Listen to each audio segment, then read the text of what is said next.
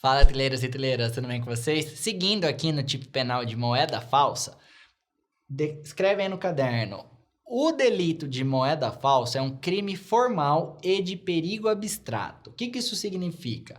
Crime formal é que basta a falsificação de moeda para consumar o delito, não sendo exigido um resultado naturalístico, ou seja, ninguém precisa ser prejudicado pela falsificação ou alteração da moeda para que haja a tipificação, a consumação do crime de moeda falsa, tudo bem? E o que é um crime de perigo abstrato? É que não precisa mostrar, no caso concreto, que o bem jurídico, fé pública, esteve em risco para a consumação do delito. Basta que haja a moeda falsa para que o perigo da conduta seja presumido pela lei e haja tipificação de crime. Tudo bem? O indivíduo tem uma moeda falsa dentro da gaveta, ela ainda não foi posta em circulação.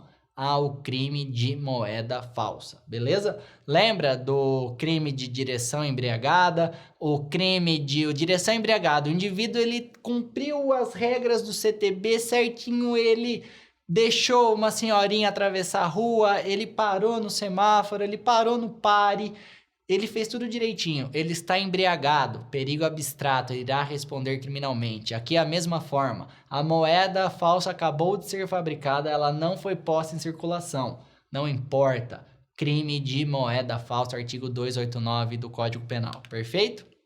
Aí surge uma dúvida, que a defesa sempre tem que tentar melhorar a situação do cliente, certo?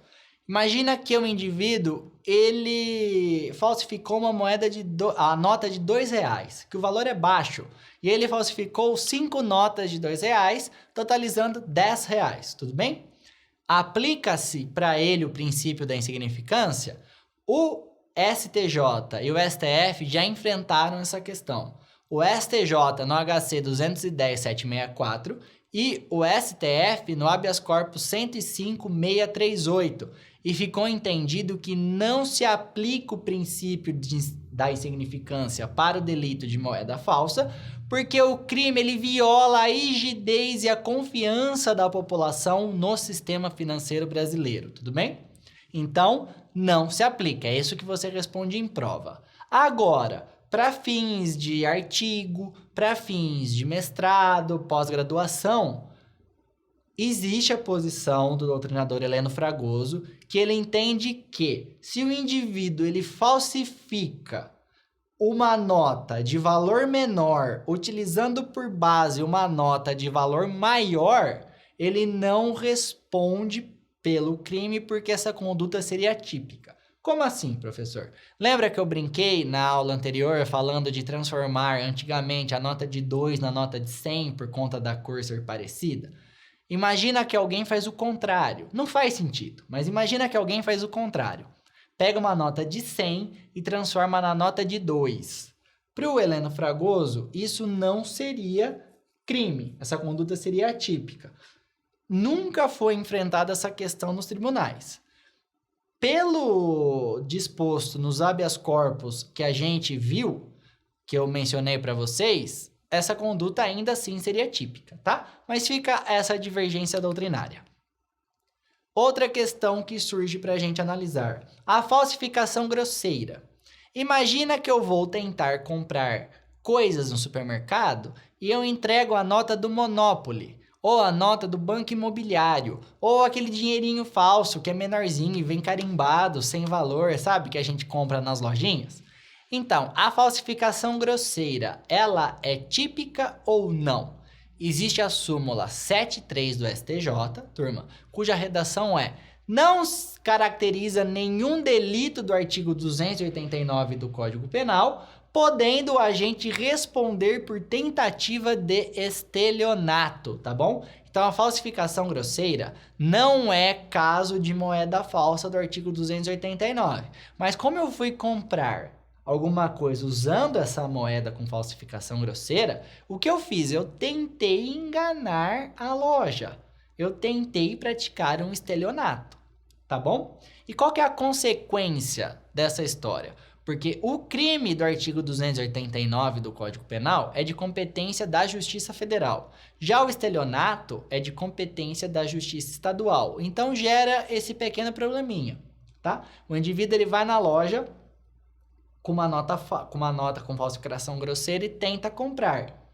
Ele não irá responder por moeda falsa. Então o caso dele não deve ir para a Justiça Federal.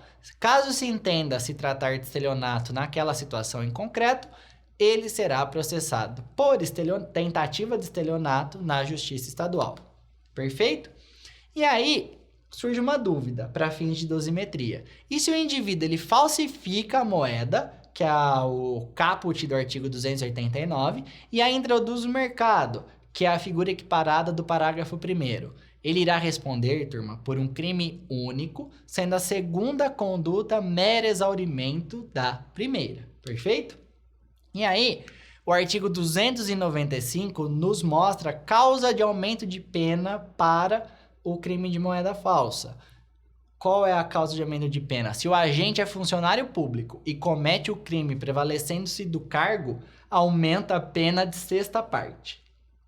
Lembrando que na figura qualificada, prevista no artigo 289, parágrafo 3º, não há essa causa de aumento de pena, porque o tipo exige que o indivíduo seja funcionário público.